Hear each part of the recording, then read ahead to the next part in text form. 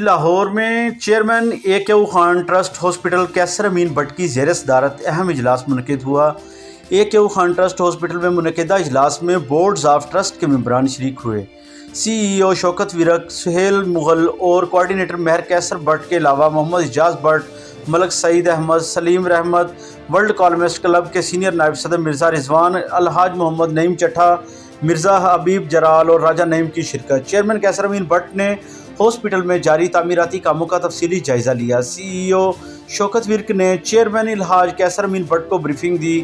ہسپتال کی تعمیر اکتوبر 2022 تک مکمل کرنے کے لیے تعمیراتی کام تیز کرنے پر زور دیا گیا۔ چیئرمین کیسر امین بٹ نے ہسپتال کی مکمل رپورٹ پیش کرنے کے احکامات دیے۔ اختتام پر ڈاکٹر عبدالقدیر خان کے درجات کی بلندی کے لیے خصوصی دعا بھی کروائی گئی۔ کیمرہ ٹیم کے ساتھ علی عمران نقوی، باغی ٹی وی۔